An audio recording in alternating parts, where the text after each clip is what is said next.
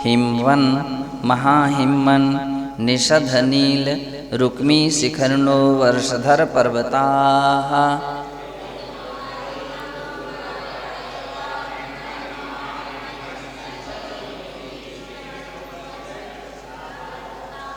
तो यहाँ पर ये बतला रहे हैं कि उन क्षेत्रों का विभाग करने वाले, विभाजना यानी उनकी सीमा बतलाने वाले क्या हैं?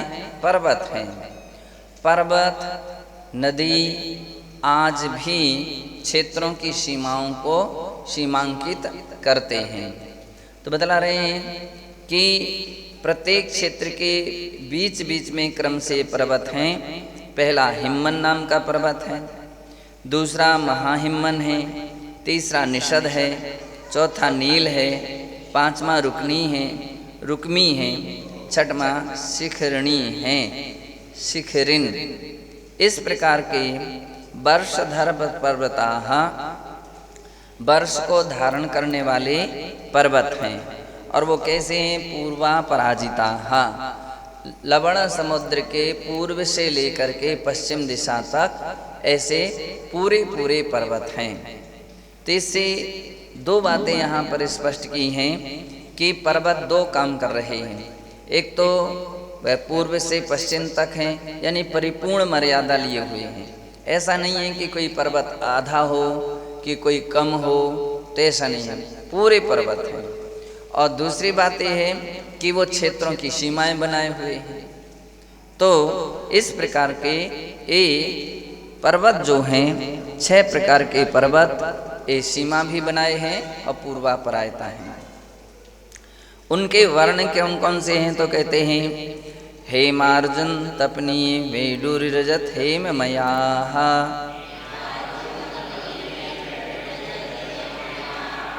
हेमार्जुन तपनी वेडूरि रजत हेममयाः।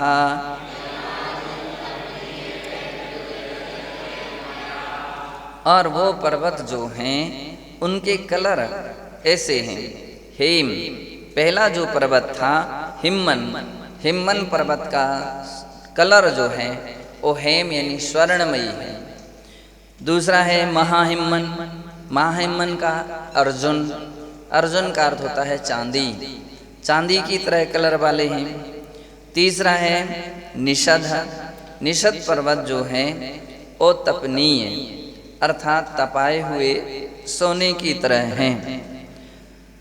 चौथा पर्वत जो है वो नील पर्वत है, जो कि वैडूर्य मणि कहो या नील मणि कहो, दोनों का अर्थ एक है।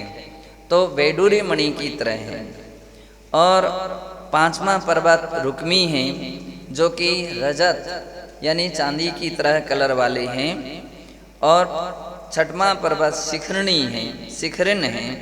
और वह जो पर्वत है हेममयाः, हेममय यानी स्वर्ण की तरह कलर वाला है। तो ऐसा प्रत्येक पर्वत के अलग अलग कलर हैं, अलग अलग उनके रंग हैं, ऐसा यहाँ पर बतलाया है। आगे कहते हैं और उन पर्वतों में क्या विशेषता है? तो कहते हैं मणि विचित्र पार्श्वा उपरि मूले चे तुल्य विस्ताराः। मणि विचित्र पार्श्वा उपरि मूले च तुल्य विस्ताराः। यहाँ पर अपन को थोड़ा सा ध्यान रखना चाहिए कि बहुत सारे लोग कहाँ मिस्टेक करते हैं। तो मणि विचित्र पार्श्वा ऊपरी के स्थान में ऊपरी ऐसा पढ़ लेते हैं। तो बड़ा ऊ नहीं है, छोटा सिंगल ऊ है, तो ऊपरी मूले चे तुल्य विस्ताराः।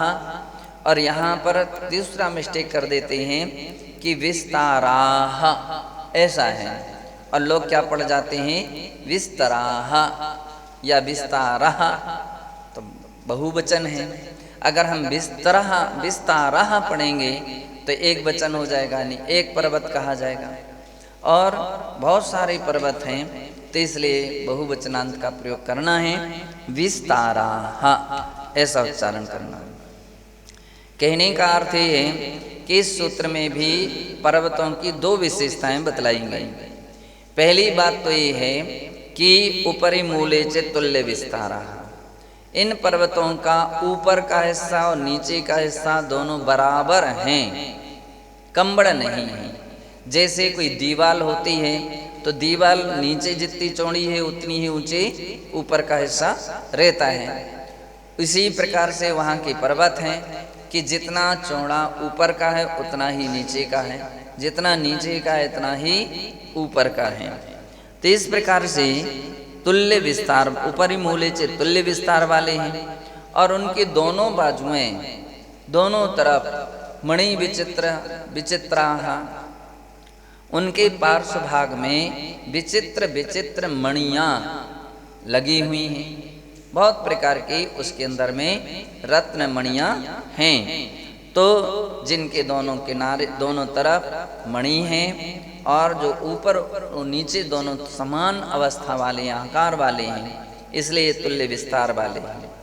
अब एक सबसे अच्छी बात यह है कि अपने यहाँ जो व्याख्यान है वो बिल्कुल सटीक इसलिए बैठता है कि अगर तिरछा पर्वत होता, जैसे अपने यहाँ के पर्वत होते हैं, नीचे चौड़ा और ऊपर सकरा होता, तो चाहे जिस व्यक्ति को चढ़ने में सहूलियत थी व्यक्ति चढ़ सकता था। लेकिन जब पूरी दीवार जैसे हैं और बहुत ऊंचाई वाले हैं तो उसके ऊपर कोई चढ़ नहीं सकता है। तो क्षेत्रों की सीमा बनी रहती है, इस पर्वत से आगे इस क्षेत्र का व्यक्ति नहीं जा सकता और उस क्षेत्र का व्यक्ति इस पर्वत से आगे नहीं आ सकता है। तो ये ऊपरी मूले तुल्य विस्तारा का ये विशेषता है। और कहते हैं कि उन पर्वतों में और क्या विशेषता है, तो कहते तालाब पाए जाते हैं। प्रत्येक पर्वत के ऊपर मध्य में तालाब पाए जाते हैं। तो भी कितने तालाब और कौन कौन से हैं? प्रत्येक तालाब, पर्वत के ऊपर एक एक तालाब पाया जाता है। और वो जो है उसके नाम इस प्रकार से हैं: पद्म महापद्म, तिगंश केसरी, महापुंडरीक पुंडरीका हृदास्ते सामुपरी।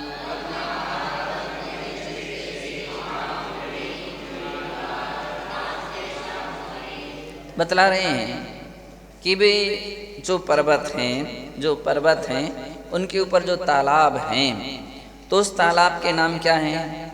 जो हिम्मन पर्वत के ऊपर तालाब है उसका नाम है पद्म, महाहिम्मन पर्वत के ऊपर जो तालाब है उसका नाम महापद्म, और निषद पर्वत के ऊपर जो तालाब है उसका नाम तिगिंछ, नील पर्वत के ऊपर जो तालाब है उसका नाम केसरी, रुक्मी पर्वत के ऊपर जो तालाब है उसका नाम महापुंडरीक, और शिखरिन पर्वत के ऊपर जो तालाब है उसका नाम है पुंडरीक। ये नाम वहाँ के हैं। अब तालाब कहो या हृदय कहो, दोनों का अर्थ एक है। हृद कहो या तालाब कहो, तो ऐसे वे तालाब हैं। अब प्रश्न है कि उन तालाबों की क्या कितने बड़े तालाब हैं, छोटे हैं, बड़े हैं, कितने बड़े हैं? तो उस तालाब की लंबाई चौड़ाई बतलाते हैं। प्रथमो योजन सहस्रायामस्तदर्थ विस्कंभो हृदः,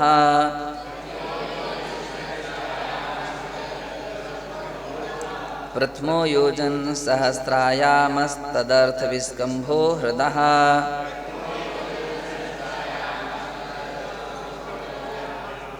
बतलाते हैं प्रथमः, जो पहला तालाब है जिसका नाम पद्म तालाब है, हिम्मन पर्वत के ऊपर है, उसका विस्तार कितना है? सहस्त्र आयामः। आयाम का अर्थ होता है लंबाई, तो वो 1000 योजन लंबा है। कितना है? 1000 योजन।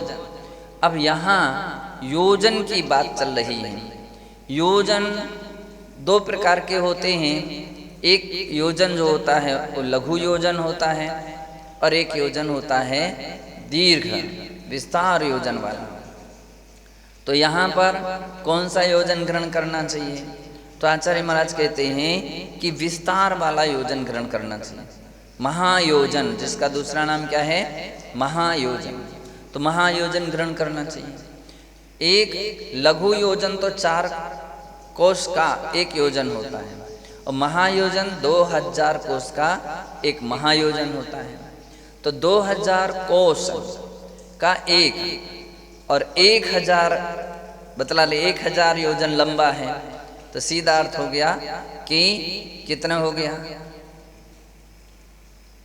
मान लीजिए 1000 योजन का 1000 योजन का लंबा ये जो तालाब है, 2000 से यदि अपन 2000 कोस से यदि हम इसको उल्टू कर देंगे तो कितने हो जाएंगे, 2 लाख योजन, 2 लाख को महाकोश, 2 लाख जो कोस हो जाएंगे, तो इतना बड़ा एक महायोजन होता है, इतना बड़ा वो तालाब है। तो और उससे आधा हिस्सा क्या है, उसकी चौड़ाई है। यानी इसका मतलब ये है तालाब समचौकोर नहीं है। तालाब कैसा है, आयत आकार का है, आयत चतुष्क है, यानी लंबा ऐसा है और चौड़ाई उसकी उससे आधी है। तो इस प्रकार से 1000 योजन लंबा और 500 योजन चौड़ा वो पहला तालाब है। अब गहरा कितना है, तो कहते 10 योजनावगाहा, 10 योजनावगाहा। वह तालाब जो है 10 योजन अवगाह वाला है। 10 योजन कैसा है, वो गहरा है, इतना वो तालाब है, ऐसा यहाँ जानना चाहिए। शेष अब इस सूत्र से मिला हुआ था, इसलिए 16वां सूत्र पूरा कर दिया। कितने लाख हुए थे,